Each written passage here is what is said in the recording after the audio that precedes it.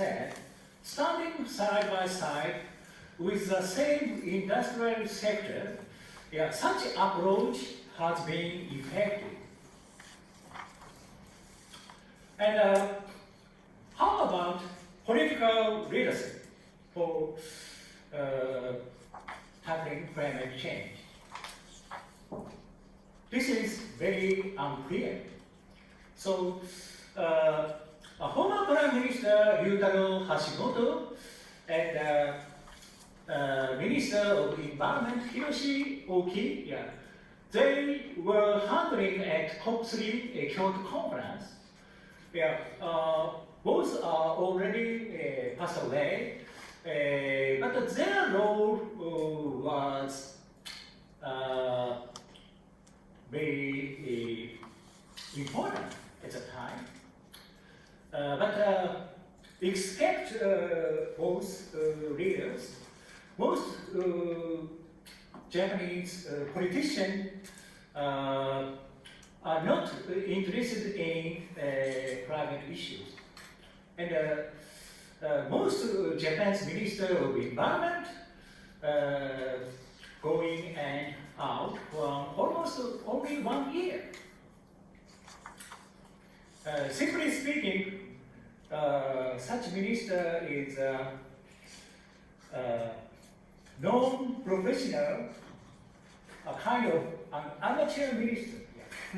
Recent Shigiro Koizumi is also such a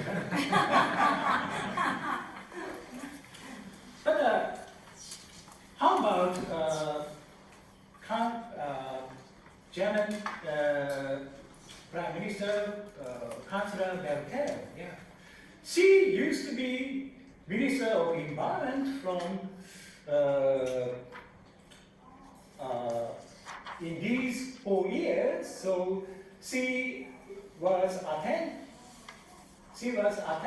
at Kyoto conference, and after then, as a German Chancellor, she has been taking an outstanding political leadership in climate change politics, as you know. And how will Japan make the Kyoto target?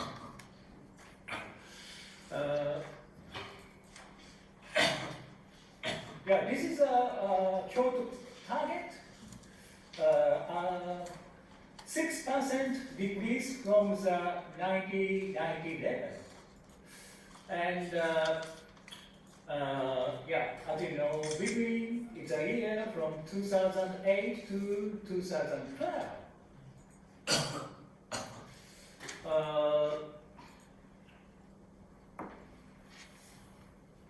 Real GHG emissions little bit higher than the 1990 level, but the year 2009, the next year of the Lehman shock, and also 2010, these 2 years were affected by a economic recession, by a Lehman shock. And the year 2011 is Fukushima nuclear disasters and the big tsunami attack year. So, this is a real secret. So, this is net emissions of these 5 years. Net emissions over 1.4% from the level of 1990. But Japan take advantage of this rules and buying foreign credit. So finally, 8 and 4% decrease. So the Kyoto target was performed.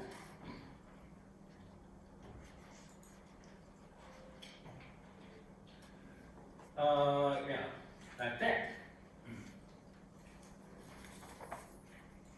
But the Japanese government claimed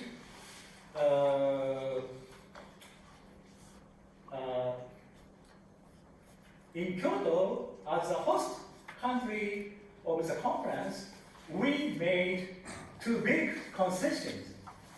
But the US left China, India, Brazil, and other newly developed countries, and even South Korea at the time are outside of the Kyoto Protocol. So the Kyoto Protocol covers only 23% of the total GHG emissions worldwide. So this is the reason Japan decided to do not participate into the second engagement. Yeah. So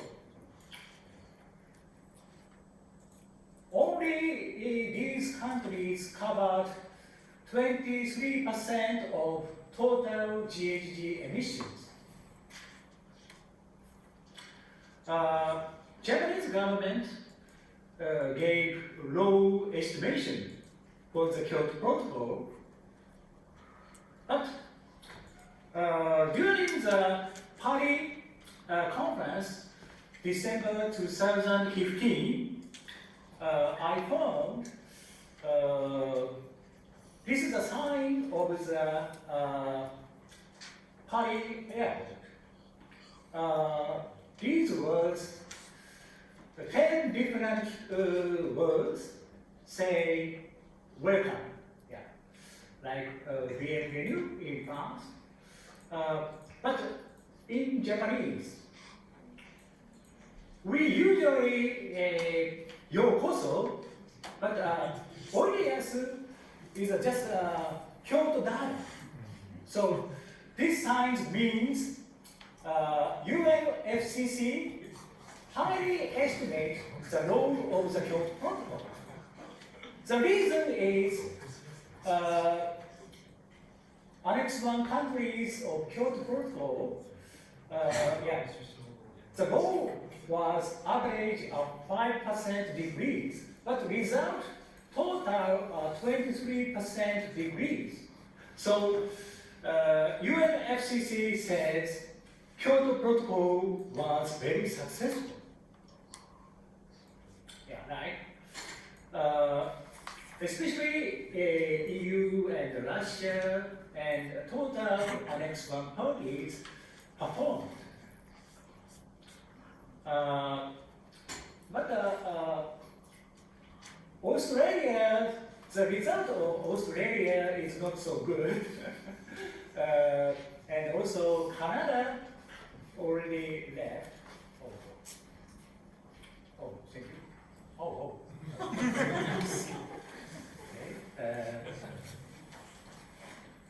Yeah. How about number of outputs mentioning climate change?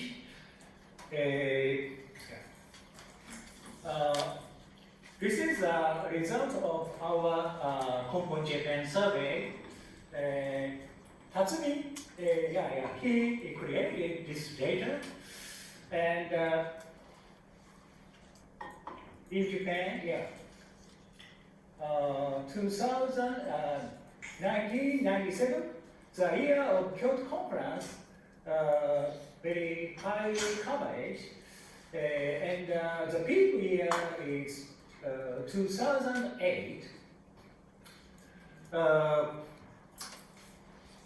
The year G8 Tohoku summit was held, and at the time, the major topics of G8 summit is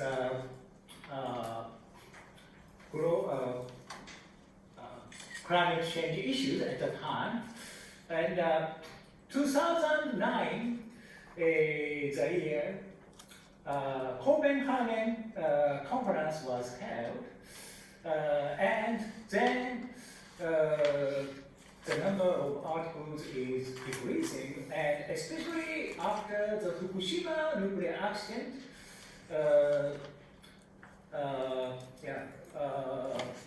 the number is very stable.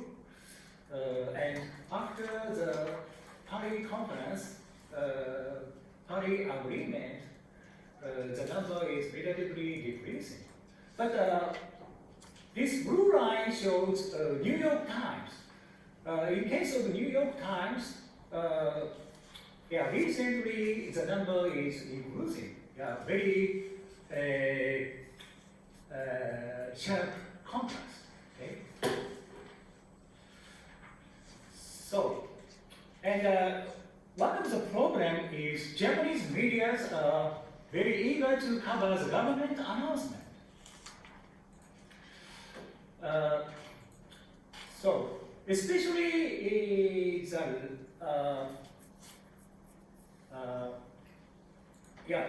this very low percentage covers on civil society.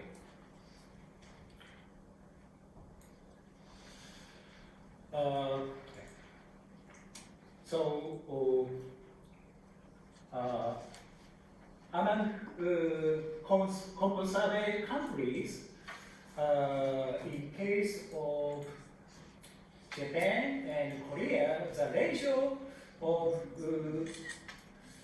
civil society articles is very low, but in Taiwan, relatively high. So, how about NGO levels? WWF, Greenpeace, Friends of Earth, FOE, such international NGOs are very eager to tackle climate change issues, but Japan has not a national umbrella organizations of like KFEM here and TELU in Taiwan. So Earth Parade 4 years ago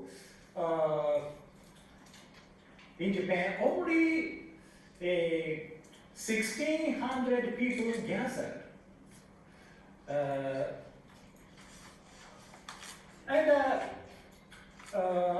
Recent September 20, as you know, global climate strike was held. And at the time,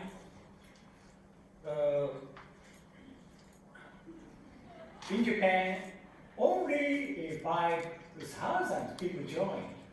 But in this March, only 200. So recently, younger generation come to join such a climate strike. My conclusion, shortly speaking, decision-making process relatively closed, but voluntary action plan by Keidan is working relatively effective, and the political leadership weak and unclear. The Kyoto target was achieved, mainly economic recession and foreign credit, and very contrast of the estimation of the Kyoto Protocol by United Nations and low estimation by Japanese industry and Japanese government. And a very relatively low media coverage, especially on civil society activities. And unfortunately, citizens' action is a process of just developing. Thank you for your attention.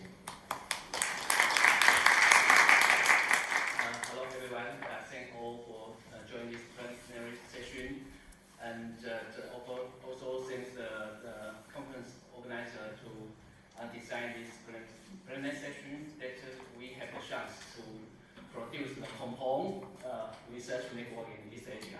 Okay, I'm Kuei from National Taiwan University, and my co-author is Professor Liou. We want to raise the issues of the climate change governance in Taiwan, and we want to analyze and show the research results of the transitional predicament of the Gridlock by a high carbon regime.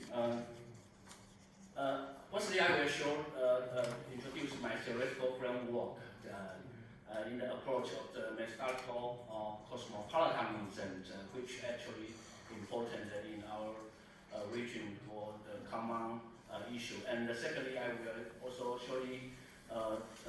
show that my analysis structures. And for the research results, I will show the transition leg of the high carbon society by the energy intensive industry and by the low energy price and fossil fuel subsidies. This is the so-called brown economic package now dominant in Taiwan. And then I will also briefly show some photo the social resistance to energy intensive industry. I cut some survey due to the time limit. Okay, and to the next part, I will show the research results, what is the lagging transition of our government. So this is my total outline of this presentation. Also, we see that we every day in Asia as a global citizen or as a East Asia citizen, we meet the transboundary risk threats such as climate disaster just occurred in Japan, having air pollution, food safety, and also many threats. And we actually already become a transboundary risk community in East Asia, in Asia, or in the whole global world. And as a researcher, what can we engage more for these kinds of the common issues when we meet so many transboundary risk events? So this is this very important research approach, I think. So by the proposal of Professor Gridlock, she actually in his time he engaged more about the methodological approach called methodological cosmopolitanism. He urged that we should move our research approach from methodological nationalism to methodological cosmopolitanism due to our common challenge, climate change, air pollution, food safety, in South Korea, in China, in Japan, or in Taiwan, we still have the problem of BSE, GMO, and so on. Nowadays, the air pollution PM2.5 is also a very important issue about that. And how can we engage that? So by his idea, she said, when we want to engage in more research approach of methodological cosmopolitanism, firstly, we should also take understanding what occurs in the national level, in the national framework for governments, for policy making, and for different regulatory cultures. I would like to expand the concept from the embedding the national proposed by Gridlock to the concept embedding the regional. My reason is actually in Asia, in East Asia, we share the very common policy-making model. For example, we share the authoritarian expert politics due to the very similar historical development. We actually experienced the Cold War, and we also experienced the many development of the democratization in very similar times. For example, in Japan and in South Korea and in Japan, actually we initiated the democratization since the end of the 1980s, and this important issue still engaged, but we should have to do something. For the concept of embedding the regional, I think that as Koichi initiated that we should construct a compound research network. What we can think, do we have the opportunity to construct the similar characteristic of the cosmopolitan risk governance in our region? I think this is very important. Could we have the opportunity to construct the new concept or the new ideas of research rather than that in Western society? I think this is very important. So this is actually what I want to do. I had some slides at the end, but I think I don't have time to discuss the date, to discuss it. But firstly, I want to directly go to my research for this paper. Actually, in this paper, I would like to engage in the thesis of the transitional management, which also actually follow a very important theoretical foundation from reflex modernization and reflex governance. By his idea, Rebecca, that every country should to reflect the country, the society developed by him or by itself, not only follow the linear modernization model of the Western society. So this is important when we want to reflect what happened or what is the policy making, what is the society development. We should have the opportunity to explore our own characteristics. And when we connect this similar research in our region, I think that we have the opportunity to construct a compound cosmopolitan research approach in East Asia. So to this nuclear concept of the transitional management, there are 4 nuclear framework. This is the cognitive, the institutional or technique or the economic patterns. What are actually the main component which abstract the society from high carbon society to low carbon society? I think I will engage that in my presentation.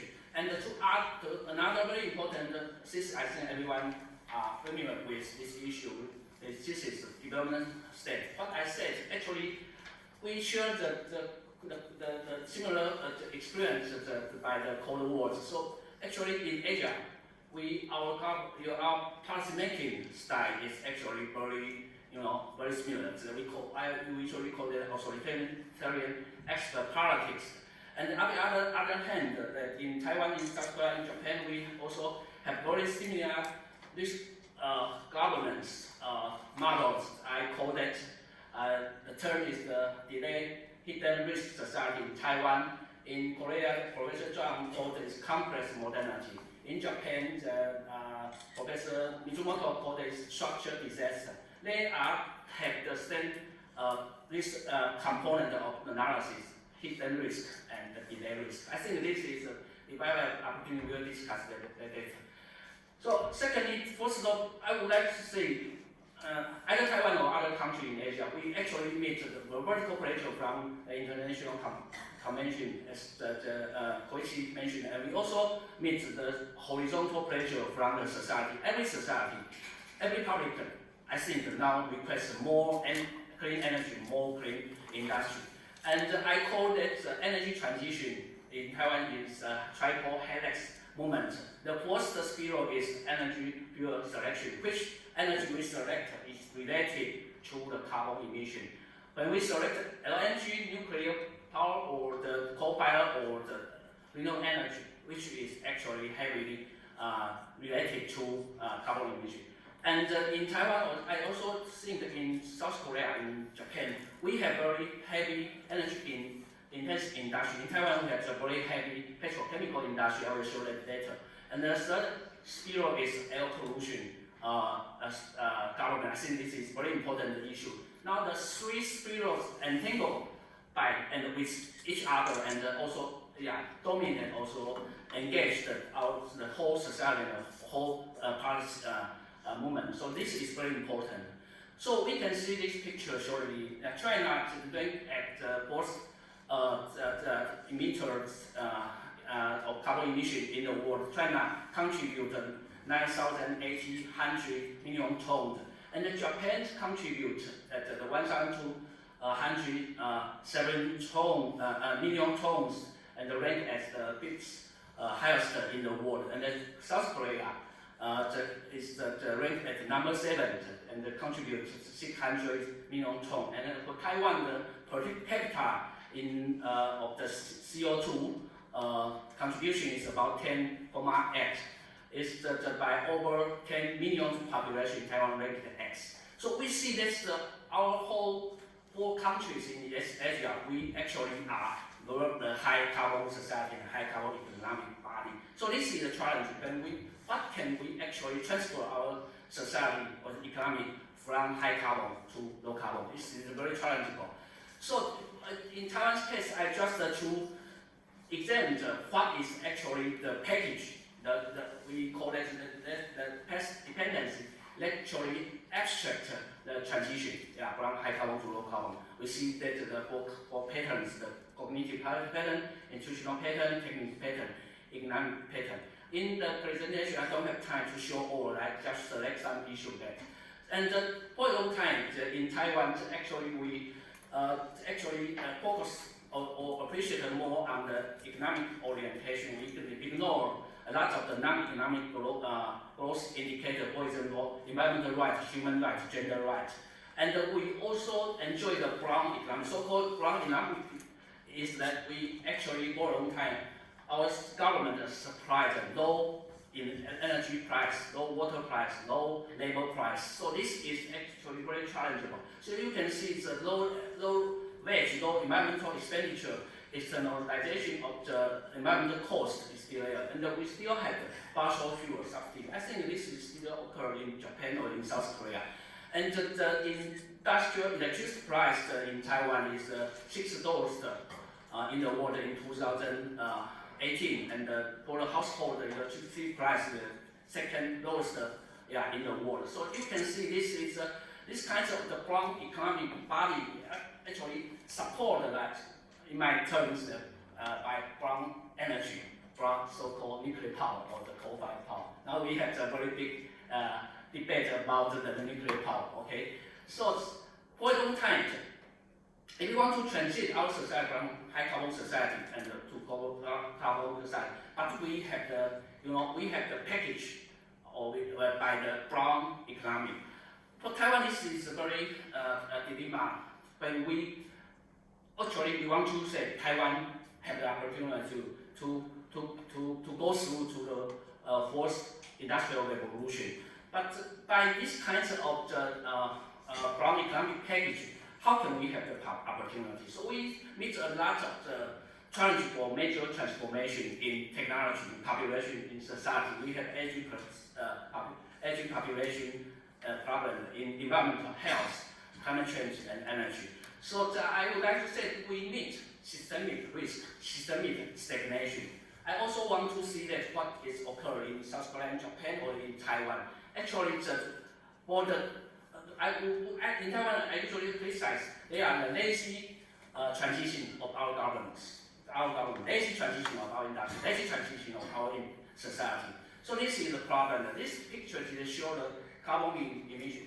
From 1990 to 2016, the Taiwan's carbon emission is from 1.3 million ton, 130 million ton to 270 million ton in 2016. You can see actually in every country, industry will contribute a lot of one. But when you see this part, this is the part of the industry you see by the previous slide. The petrochemical contribute a lot of one. We can see the rise and the down of the petrochemical carbon emission contribution actually lead the rise and down of the industrial sector carbon emission contribution, and also lead the national carbon emission contribution. And when you see this picture, actually, for a long time, the petrochemical industry until 2016, this contributed about 17 carbon emission, 80% carbon of total national emission, but their GDP contribution remains not over 4% for a long time. But you can see, relatively, you can see that the electronic industry actually, their carbon emission raised recently until 17%, but their GDP contribution is first around 10%. So this is the comparison that we can see that how the energy intensive industrial dominate the carbon emission and also as the barrier of the society transition from high carbon to low carbon. And on the other hand, by the social discourse, this is very important. Our National Industrial Alliance or coalition, National Industrial Coalition, or I would like to say alliance, usually urge that our government should tackle the problem of so-called pipe shortage.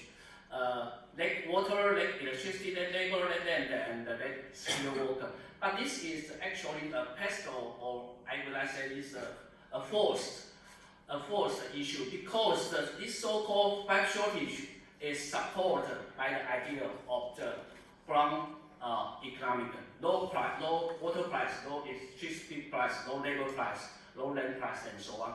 So we actually this package, this the discourse framing actually influenced that in Taiwan. Also is a very important challenge by every governmental agency. But if we still remain that so-called brown economic with the concept with the discourse pipe shortage, we will still lagging behind that in many countries. Okay, this picture shows that when over the world has developed toward the low carbon economic society, and Taiwan society still keep their so-called pipe shortage issues, so-called low electricity or low water price issue. We still follow the brown economic society development curve, the gap we are expanding with low carbon economic society. So this is the picture. So in this part, I just showed that since the end of 90s, we had a lot of the anti-petrochemical industry movement until from the 1986 from 2011. So this is showing that the Taiwan society, from the I think since the democratization area in 1990, in the end of 1980s, our society want pursue sustainable development world of the society, but actually the reality in the politics and in economic development is another thing. So you can see a lot of pictures. Of course, we have a lot of survey, but I want to show that according to the survey that the Taiwan society, Taiwan public want to pay more energy tax for next generation, for protecting the environment, for actually subsidy the nuclear power. But this a lot of the paradigm shift by the society and in the society. But nothing happened in the governments, or the happening in governments is very, very slow, relatively very slow. The point, the reason is what I analyzed, that this is the past dependency structure. So we can see, and finally the next part I want to show that the lagging transition of our government. Actually, the Taiwan's government is very active. We respond to every international convention very quickly. In 1998, we held the first national energy for responding the Kyoto protocol in 1997. This picture you can see since 1998 until 2015, 2018, we held a different national energy conference, sustainable development conference, economic development conference. Every conference stressed, Taiwan should go to the low carbon, low pollution development way. But in the reality, due to some political and economic conflict, we still follow the high carbon route.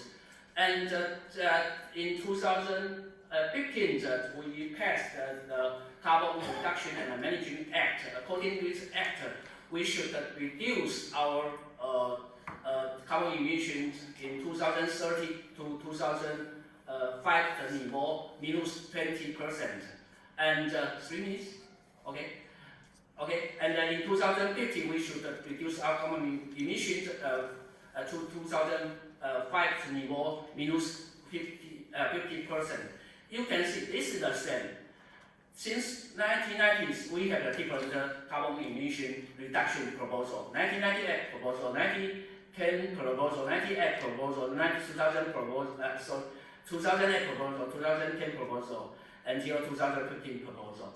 And this is the next proposal we did. For this proposal, actually Taiwan's government has delivered the same announcement before the COP21 INDC announcement that in September 2015 we want to actually follow the international rule. We want to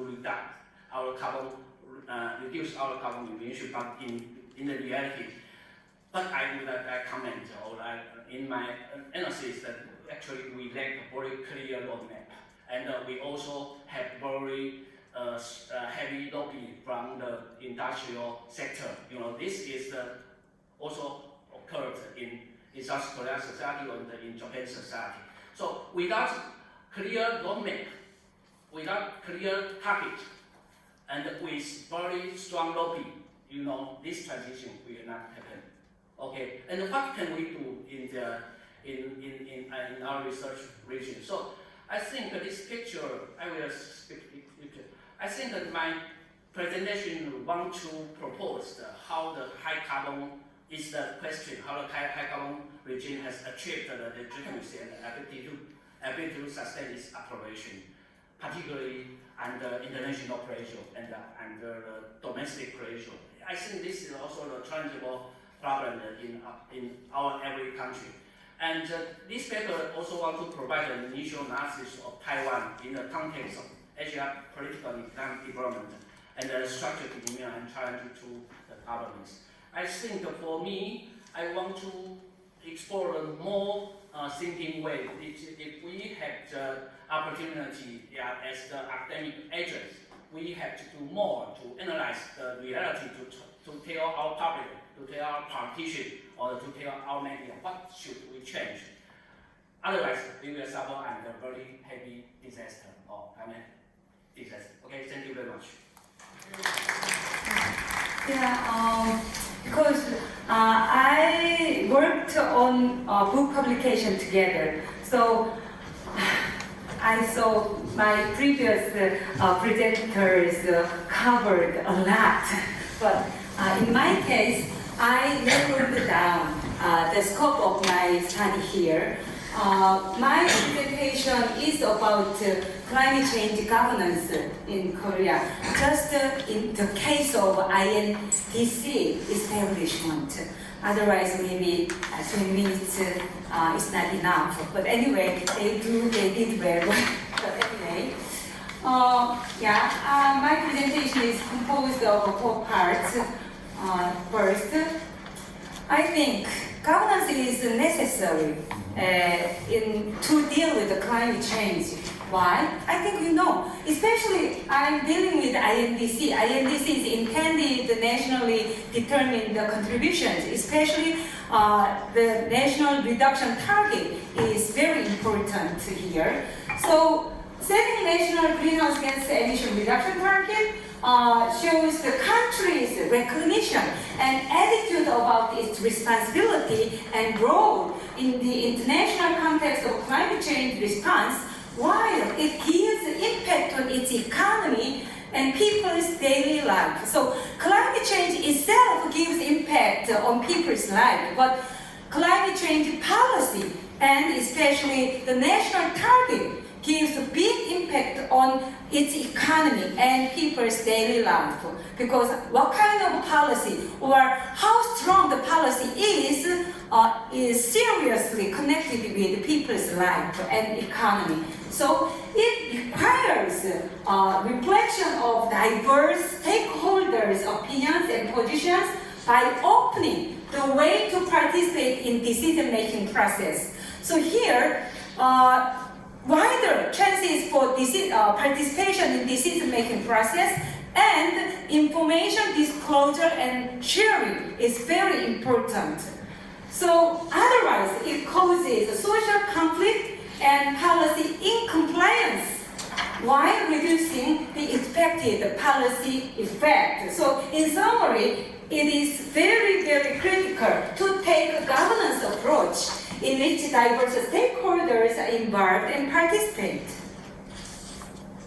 So what kind of elements we can analyze to see whether climate governance is well organized or not? I saw two levels, two dimensions. One is participation, another is information. So in terms of participation, period of collecting opinions is very important. How many people are whose opinion is reflected, who are allowed to participate in. So the scope of participants in discussion and ways of opinion collection, chances for lay people to express their opinion, reflection of opinion raised by stakeholders and the public to the policy. And information disclosure in the process of opinion collection is important. So types of disclosed information is very important. How much information is disclosed? What kind of information is provided?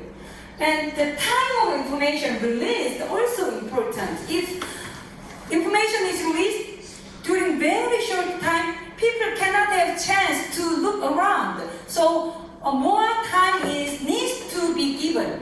And materialization and disclosure of the process of governance is important, and release of public opinion survey results also important. And I used literature review and participatory observation for my research methods because I'm a member of some committee to establish that target. So I myself participated in that process, and I could witness what kind of actions we have taken. So, this is my study purpose, to figure out Korea's climate governance in establishing INDC in 2015. And the questions I raised is, why did South Korea establish such a poor level of INDC? And what was the decision-making process? And who were involved, or who were allowed to participate in the decision establishment process? And what issues were raised by whom? Those are the issues I covered. So before we get into that kind of issues, we need to see the status of greenhouse gas emissions of Korea. You can see here, this is the most recent data released by the government. So you can see the trend in greenhouse gas emissions and share by sector. Here, ever increasing. Here, just a 1 year interval, but here, 5 year interval, so ever increasing. So, unfortunately, last year, even though it is not released yet, the total amount of greenhouse gas emissions went over maybe 700 million ton of CO2 equivalent. So you can see here, most greenhouse gas came from energy sector, over 87%.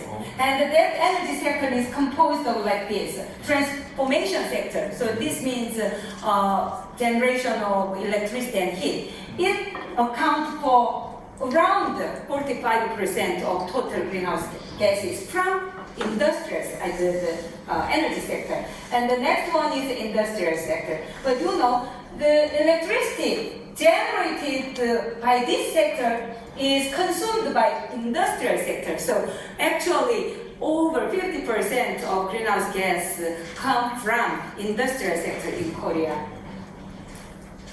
And here, it shows you the international position of Korea with other countries.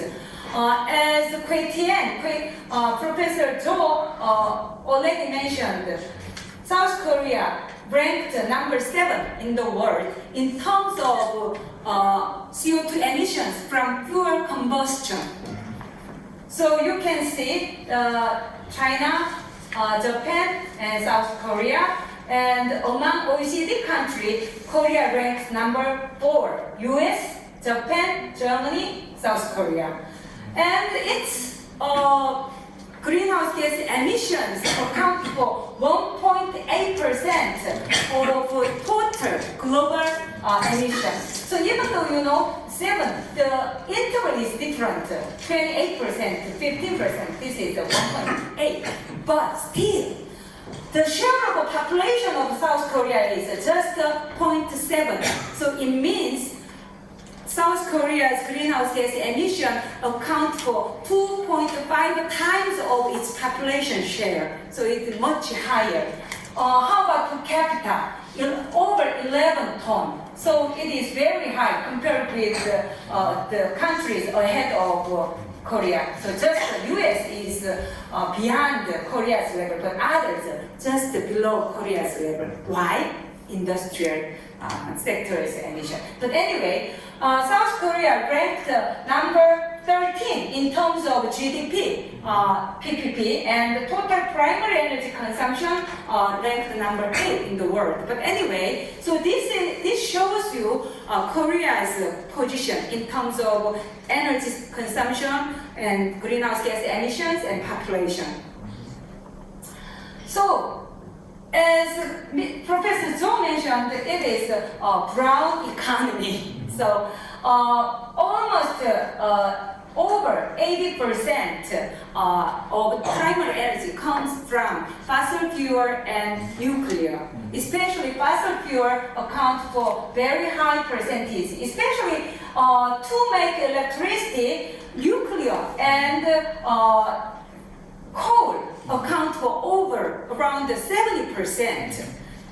And this shows the industrial sector consumes over 60%, 61.7% of final energy.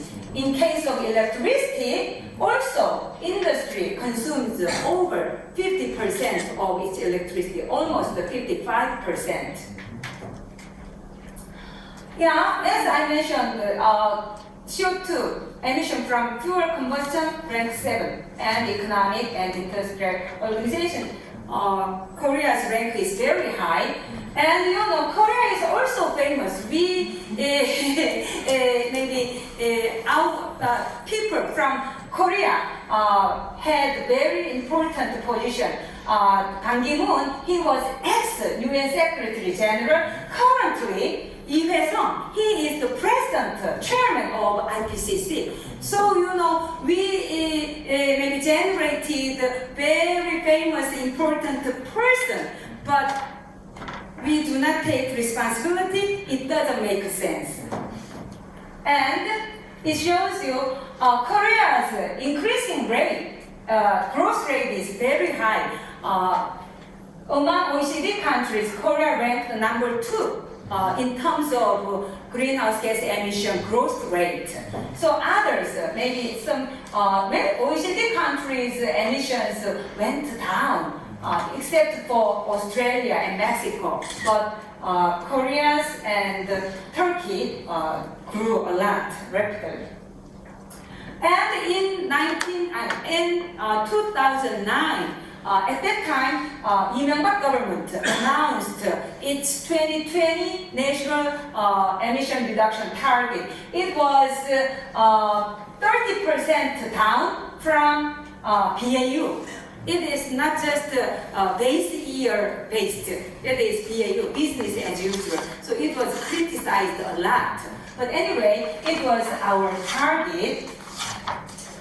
And again, during Park Geun-hye government in 2015, the government announced 2030 INDC. At this time, the government provided 4 scenarios, and there is nothing. Ultimately, the target was set 37% reduction from its BAU by 2030. But originally, government provided these 4 scenarios. Why there was the ultimate target here? Because the government took very conservative approach. So, and these are criticized a lot, especially not domestic criticism, but maybe at that time the government didn't listen to domestic critique, but they listened to international critique. So there was an international meeting in Bonn at that time, and there was a phone call from President Obama to President Park Geun-hye. Your reduction target is too low. So we don't know what happened there. But anyway, the final target was a little higher than this one. But the problem is, even though that target was higher than these scenarios, but still it was very conservative. This is the target. So can you see the difference between 2020 and 2030? Almost the same. So very low target, but still it is not easy for Korea, because it is, in terms of absolute target, it is 22.1% from its 2012 emissions and 4.3% reduction from 2005 emissions. So absolutely, its emission should be reduced. So, but and at that time here,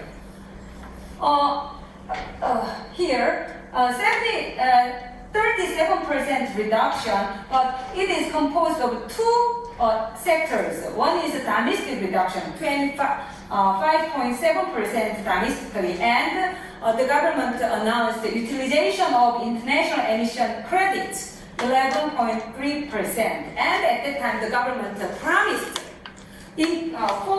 concerning industrial sector, we do not ask you more than 12% reduction. It is the maximum. So it is compared with its total national reduction range, it is very small. So it was promised by the government at the time to get agreement from the industrial sector.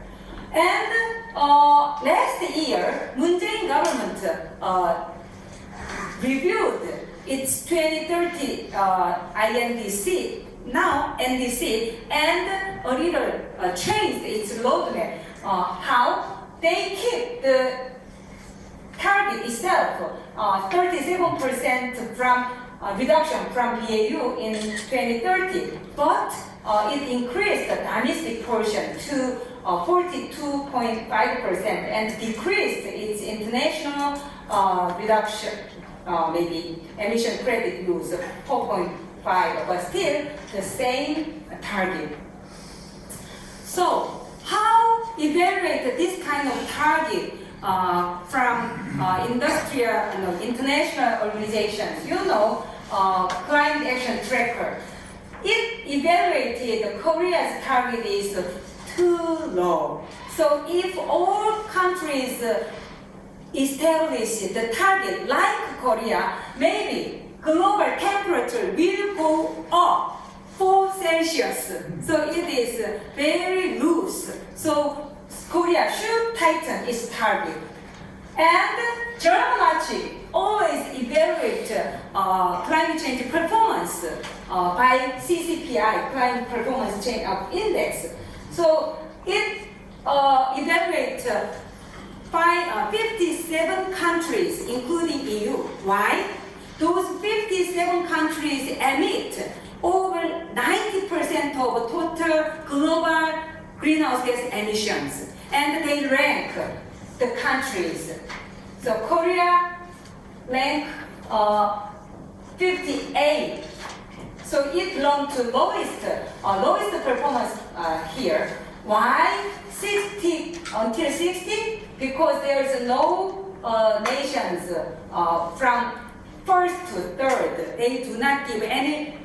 They do not put any countries into that rank because there is no country like perform excellently. So from fourth they start. But anyway, Korea's performance is poor, one of the poorest country. And OECD said Korea cannot accomplish even that target. Its greenhouse gas is ever increasing. So you can see the process of the 2030 NDC target establishment. There were several processes. The government formed TF for Joint Climate Change Response by related ministries, and then the government formed a joint working group based on National Research Institute, the researchers from National Research Institute. And then the government made a meeting with 5 economic organizations and 5 civil organizations, and then formed public-private joint review team and had first meeting. So public-private joint review team means civil organizations and economic organizations recommend some expert to work with the government. So I am one of them. So, and we reviewed the process, and May 20, 2015, debate will happen, organized by National Assembly's Climate Change Forum, and disclosure, June 11, disclosure of post-2020 greenhouse gas reduction target established the plan. And the very next day, there was a public hearing. You can see here, just one day disclosure, and then next day we had the public hearing. And then debate organized by National Assembly's Climate Change Forum again. Finally, June 30, the government submitted its INDC to Secretariat of the UNFCCC. Very short time interval. So, who participated in joint review team? These experts from civil sector, these are experts from economic sector. It means recommended by economic organization. You can see. But can you see?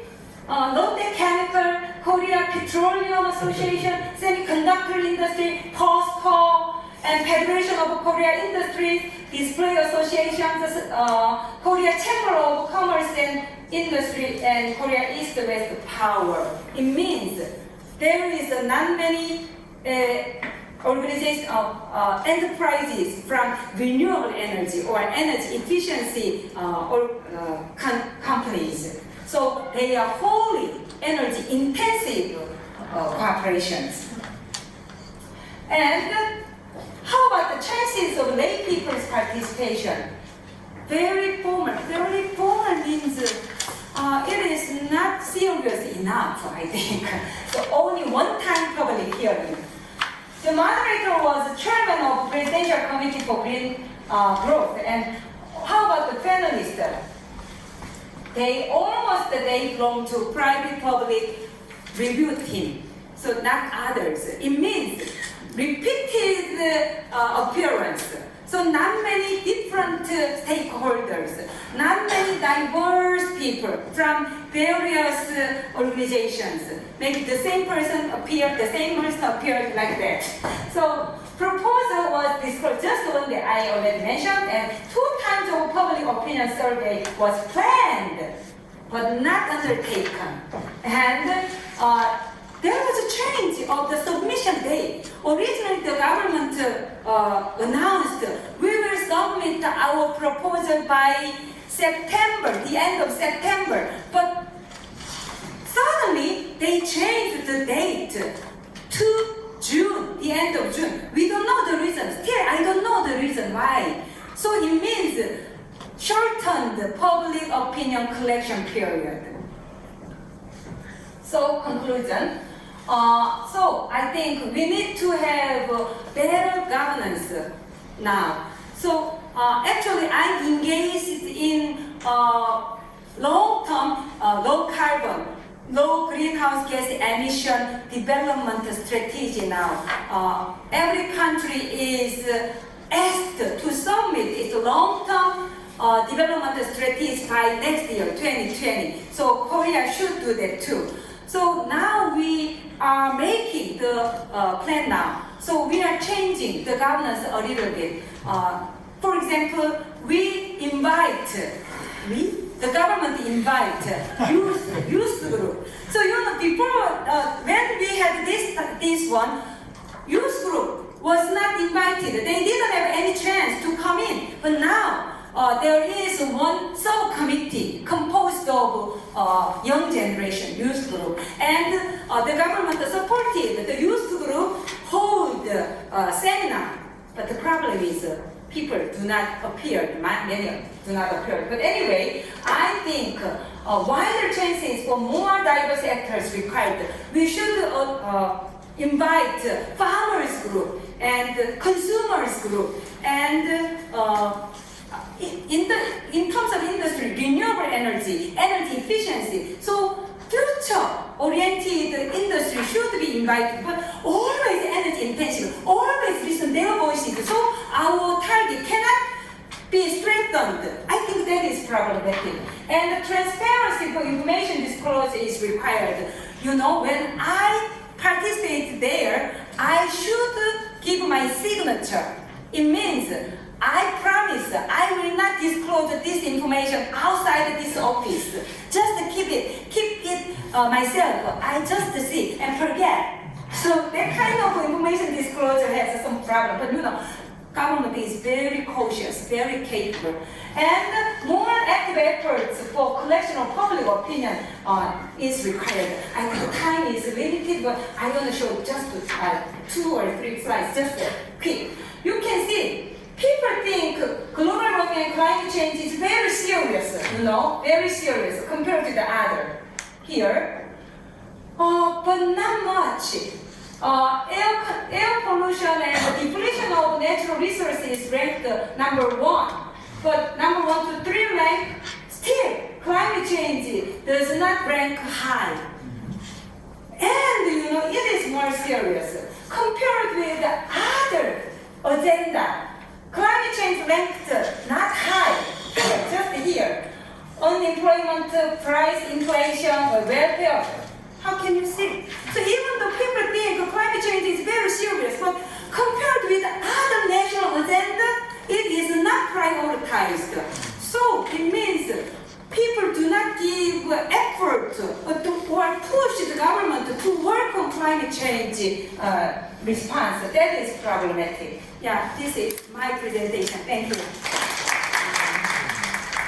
We have 2 discussants.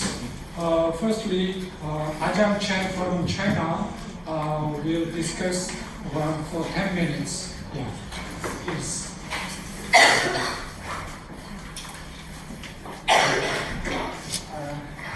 Microphone, please.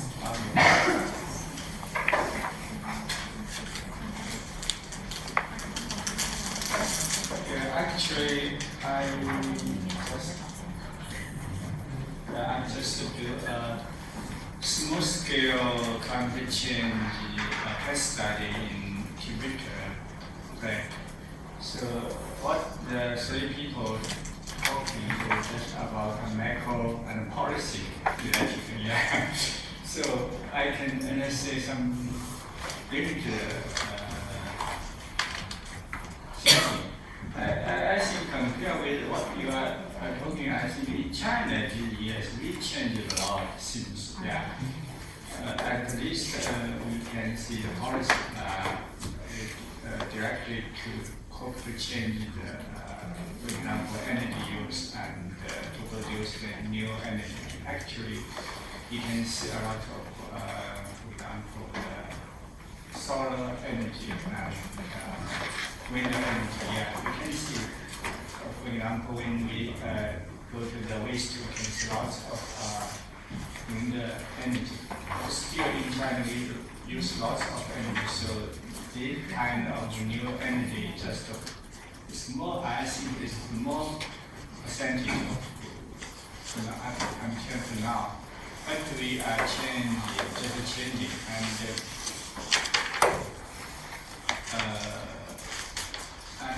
I remember that several years ago when we debated with the U.S. that China is a developing country, so maybe it's difficult to get the target. But now we think we can get the target, or maybe before the time we can get the target. That's because we do some transition, energy transition, something like that. Yeah, it seems change quickly and quicker as we were thinking about that.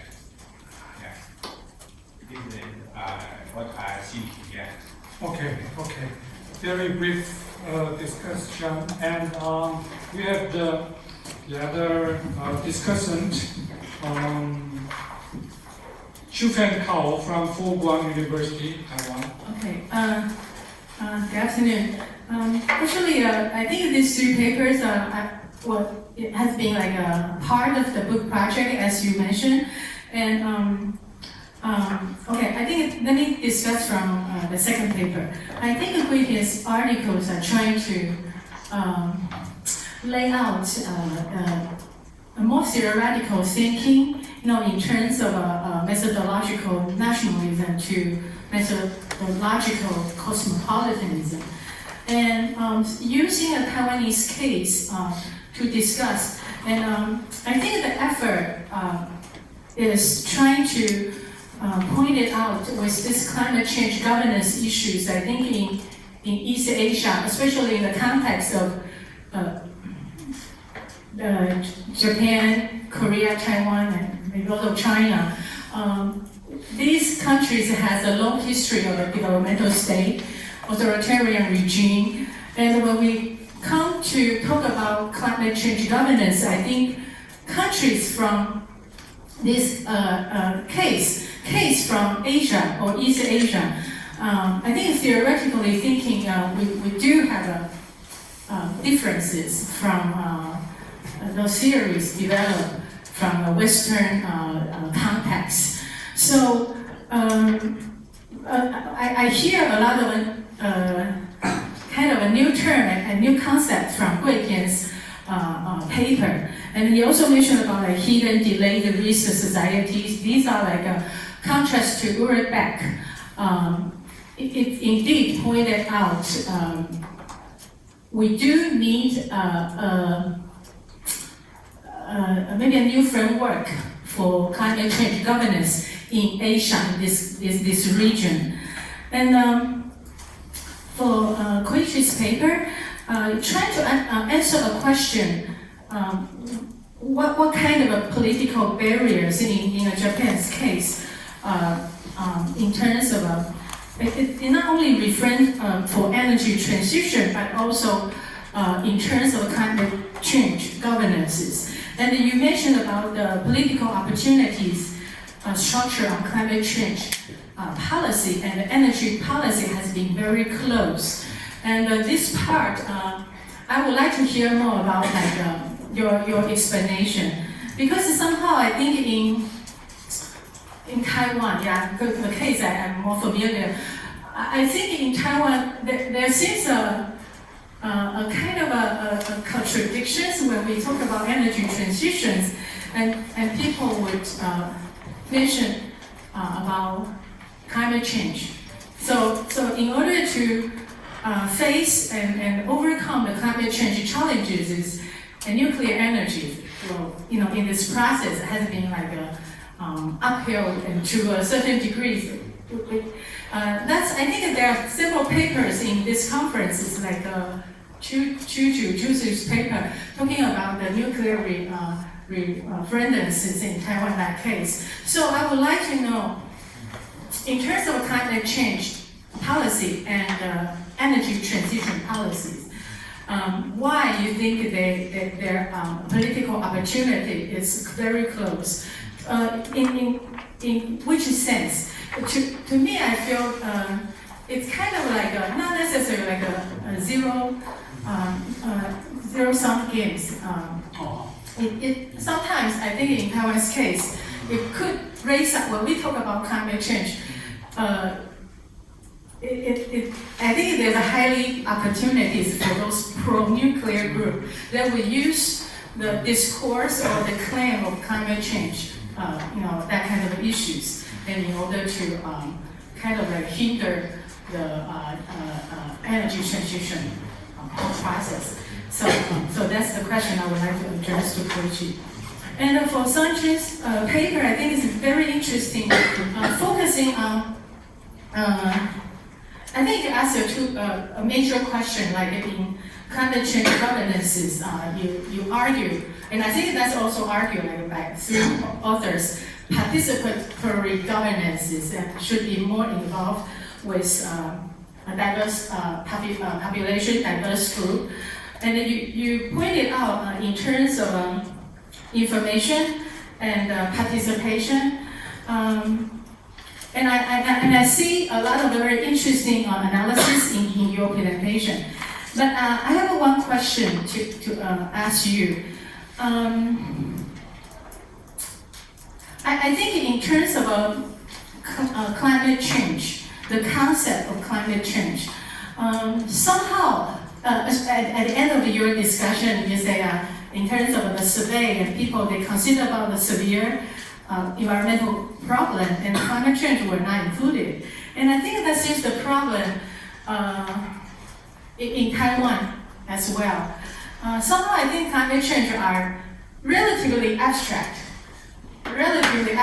to people when it comes to people's conception about environmental problems. So in that sense, I think when we want to involve more people, and which I think the concept is very good and the idea is great to have participatory governance. But my question is, in terms of a lay person, how we environmental sociologists, as a group, and we can work on to make this issue, this more global issue and a more abstract kind of a concept for lay people. They would understand that well and have the knowledge and the literacy, like the literacy to a degree. They are not only understand it well, but they are willing to take actions. And I think for the similar questions, like for energy transition, I also see a problem. That's also I want to address to Tien. To me, in your paper, you mentioned about there's a paradigm shift.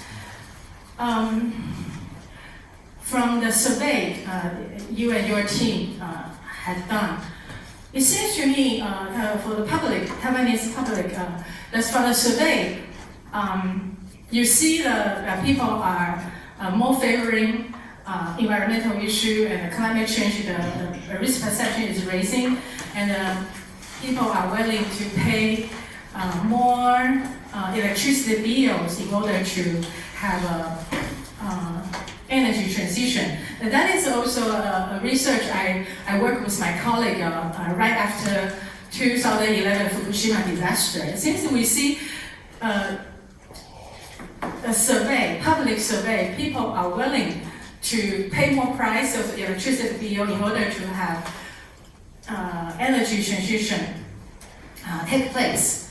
But in reality, I think what happened last year, the referendum, in terms of three cases in energy transition, that show a result. I feel I have some suspicions in terms of from the more micro level, layperson, their energy literacy and their understanding about what energy transition will be involving. Because the energy transition and the climate change, these are all like that could involve with a micro level analysis, more macro level structural analysis, which are like 3 papers that you present, with different layers. But when we talk about climate change governance or energy transition, it seems to me, I think there are a lot of social learning should take place. And that social learning not only involved with the public, the lay person, but also with the government, with the more structural. So that's why I see Taiwanese case and Japanese case. I'm not sure about Korean case, but I think from the presentations, we see the government has been holding different conferences in terms of climate change, but we don't see a good result. And when Tien mentioned about we need a roadmap, I think that is really true. But at the same time, I feel, I think in some countries, like Japan, you mentioned, because the public official, like EPA and those, the official has been changing. So when it comes to different parties, they prefer certain issues like with opposite decision. Like in Taiwan, KMT and DPP, we see the KMT are always for nuclear.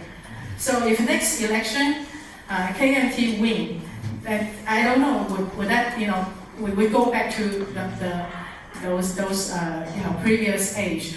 So for the current DPP regimes, it seems more like a pro renewable energy, but the problem, without a good roadmap and from the micro level, that kind of lacking of energy literacy and climate change literacies, I think that's indeed a problem. So I think I will just stop here, and I wish to hear more discussions from 3 authors. Okay, thank you very much. And do you have any question or comments for 3 speakers and 2 discussants? Okay, please think about your question and comments. I will give 1 question for 3 speakers and 2 discussants.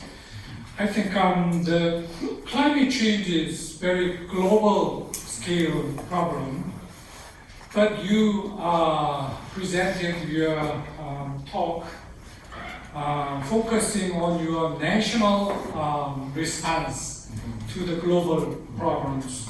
And Tien said that embedding this issue to the national or regional case, how can these people or countries can deal with these problems in their countries?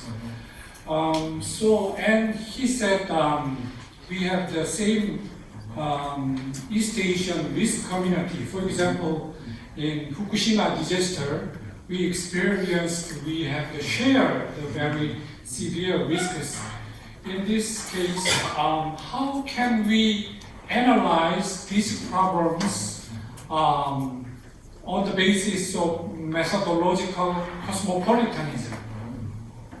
We act on the basis of the national and local base, but the problem itself is very global scale issue. So lay people, how can understand these issues in their daily life? And but most of policy makers are working on the basis of their interests or their national interest or their capital's interest. So we sociologists, how can we analyze these phenomena and how can we solve these problems? This is very tough question, but I hope you can have some answers. Okay, so firstly, Professor Hasegawa.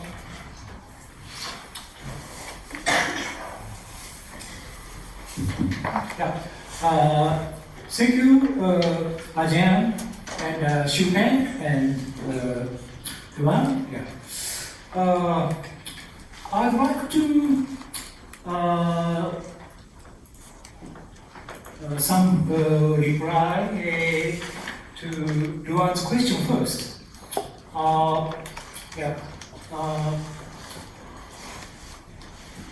This time, I already mentioned, and CJ today's also mentioned, very big typhoon. Please imagine if this typhoon took a course to more south and western area.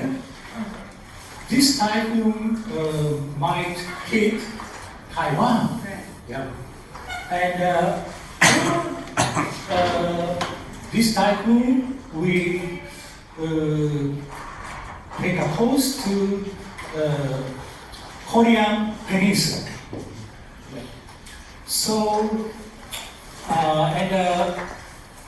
6 years ago, very big typhoon hit Philippine Islands.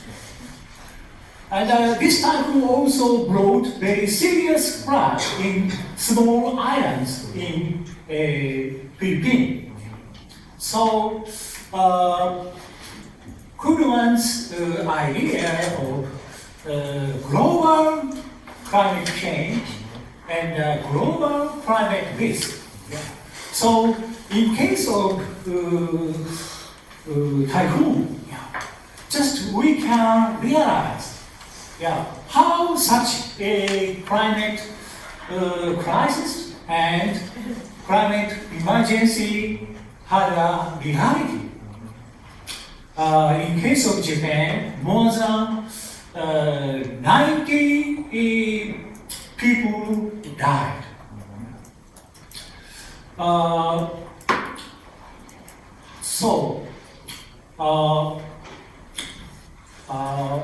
We should think about some kind of commons. Yeah. So our Earth is the most important, of course. It's a kind of global commons.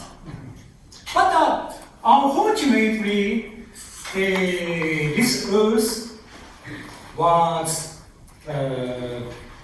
separated into each country. And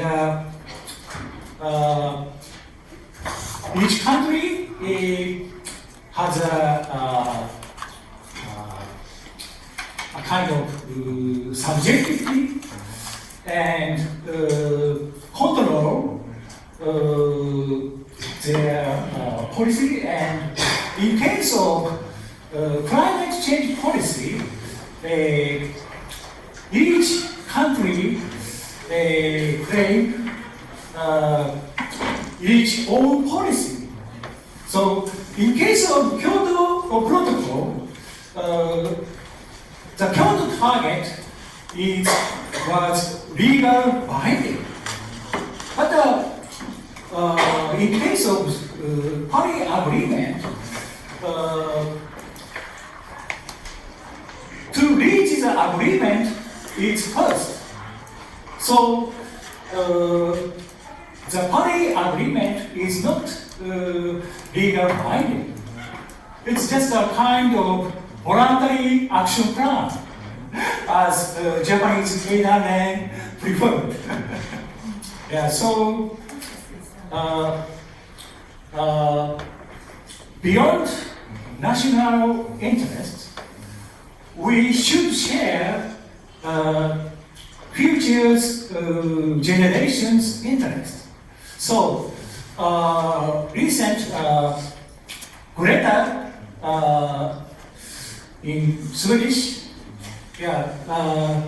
she appealed. And last August, she protested only herself in front of the National Parliament or Swedish Parliament. But immediately her protest activities triggered some young generations protest. So during September 20 and 27,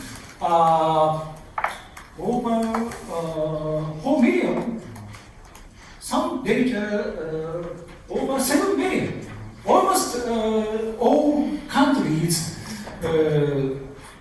younger generation gathered to climate strike.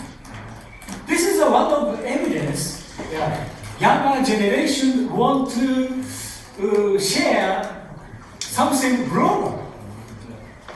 And sorry, I want to reply to Shu-Fen's About 2 minutes. questions.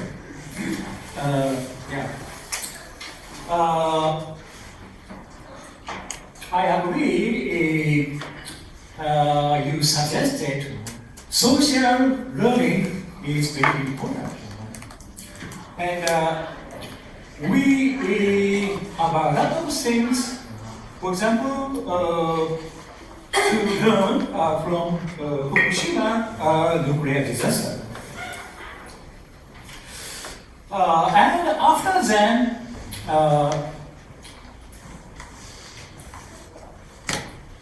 nuclear issues is very political in Japan.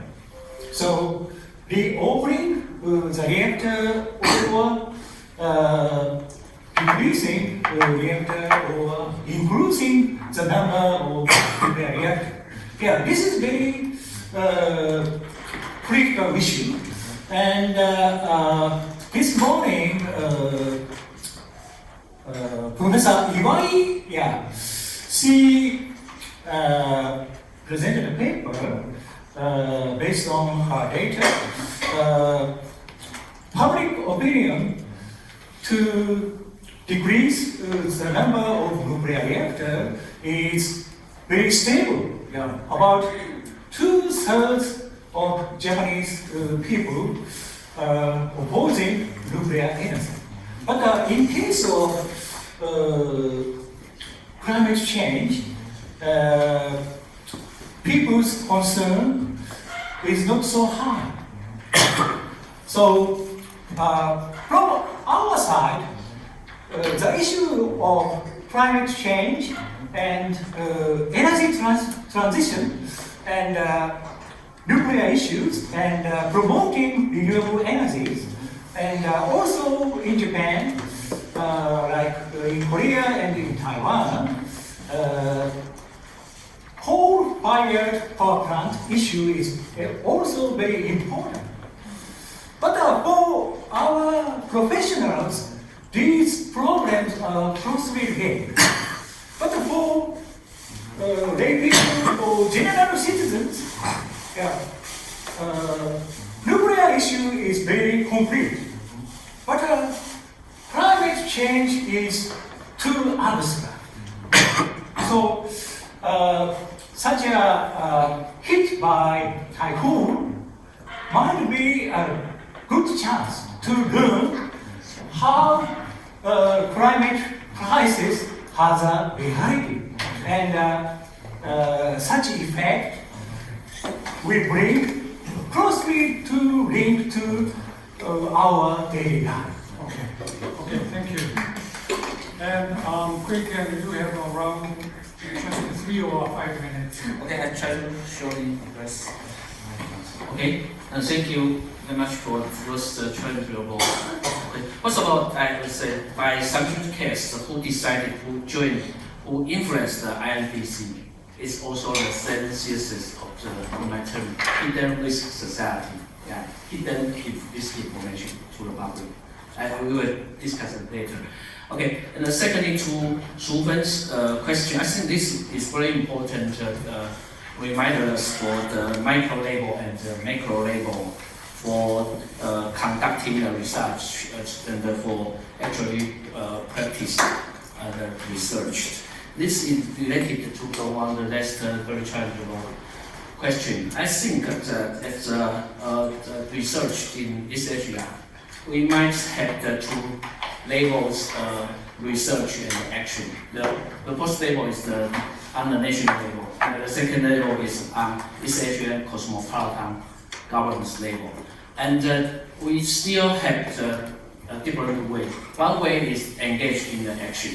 One way is engaged in the action, including what we conduct research, and we can express or advocate our research to the public, to the government, and to the industry. And the other way is we have precisely conduct our research because that is the evidence-based scientific competition. We need a very precise evidence to tell the public, to tell the government, to tell the industry. This is the wrong way or this is the right way. I think these are two labels. And for example, but this is very complex. For example, climate governance or climate change issue is very abstract. But when we go back to see, climate change governance is related to energy transition. And this time we discussed about that. In Japan, you call nuclear village, you call nuclear mafia, we call nuclear complex in Taiwan. No, every society is very complex, complex occupied there. Everything,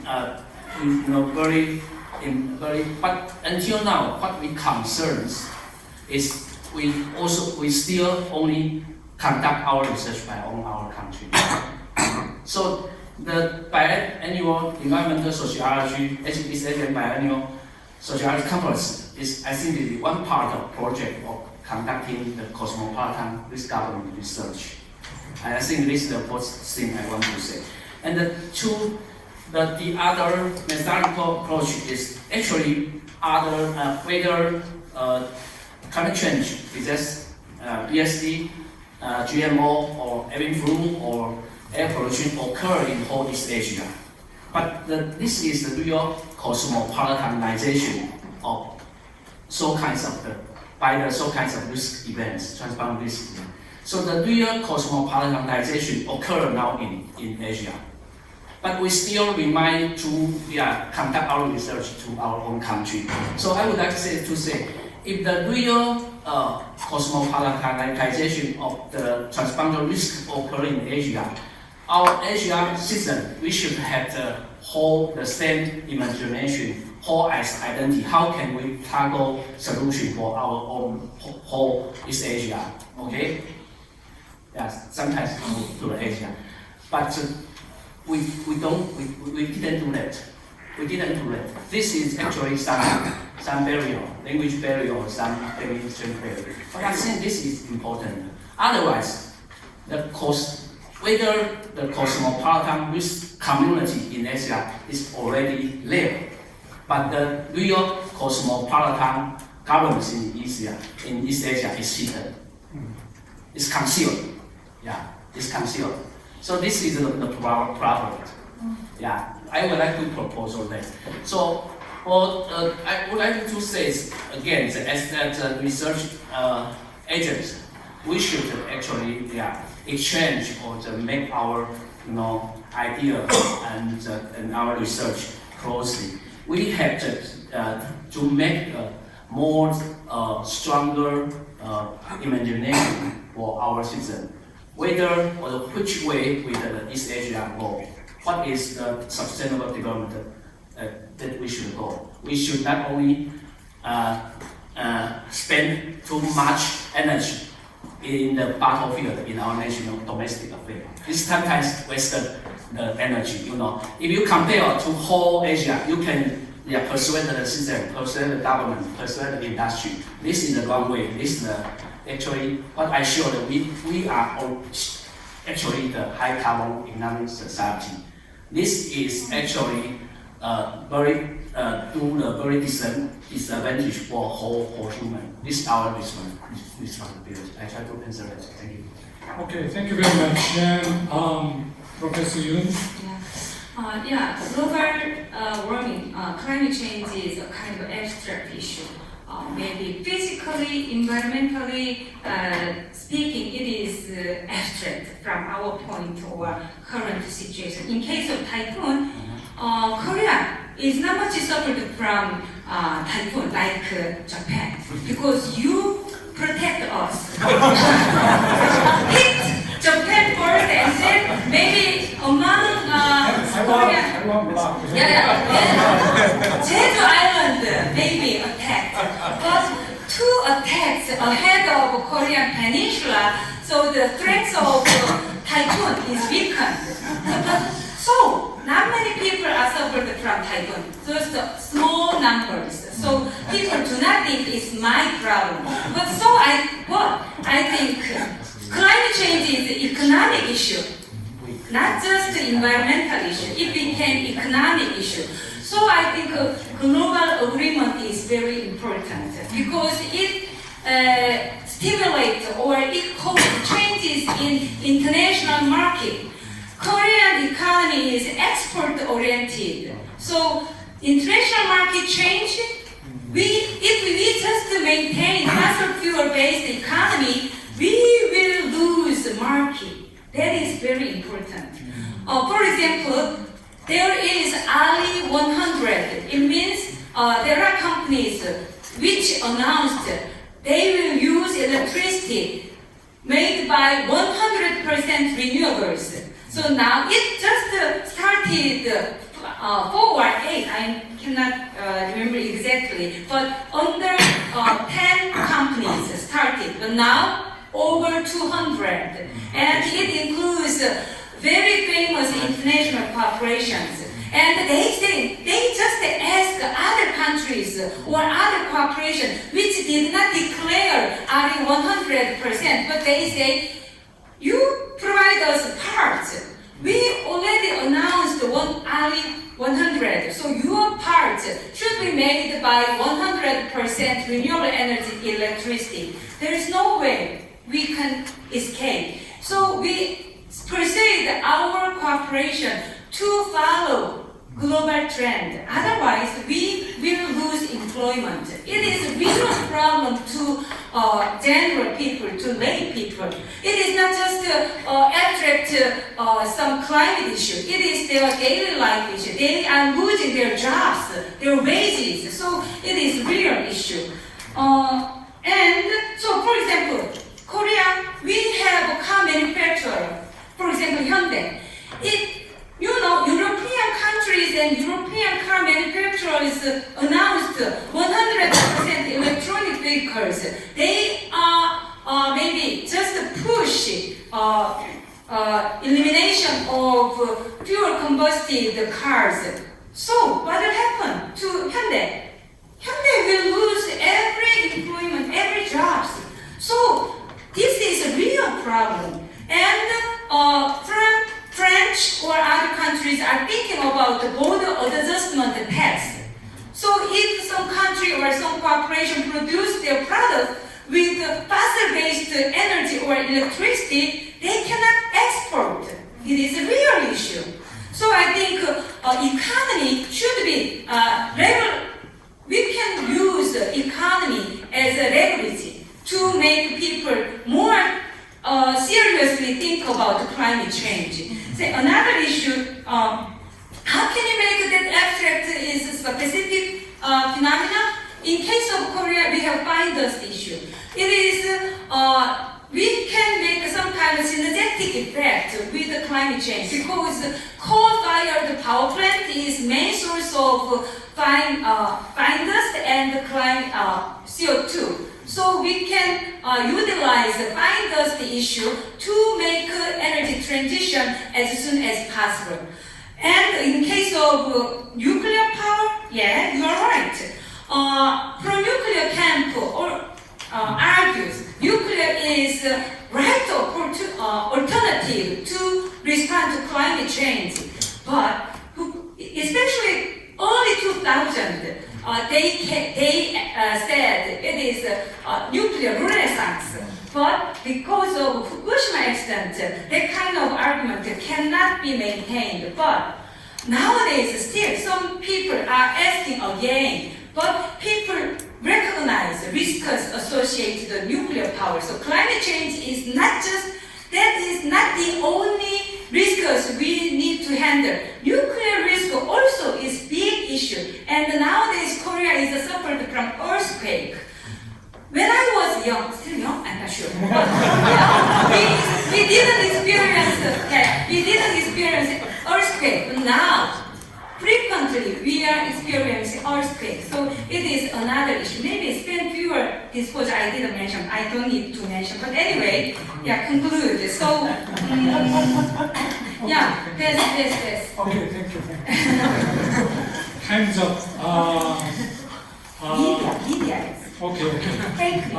Shu-Fen said political opportunity is important. And in the keynote speech, Stuart Locke, the concept concerning transition and transformation. And nowadays, sustainability transition is very important research field, I think. So in East Asian context, I think transition politics is very important. So political opportunity structure is the main factor to change, to determine the energy transition or sustainability transition. So we sociologists need to think about concept and theory to analyze how this kind of transition politics is possible or impossible. And Kuei said that concealed potential, it is very interesting concept, I think. He's very positive, I think. Actual real situation is very not so good, but he thinks that methodological cosmopolitanism is concealed in our East Asian and world society. So I think he is very positive. So on the basis of his positivism, we need to research more.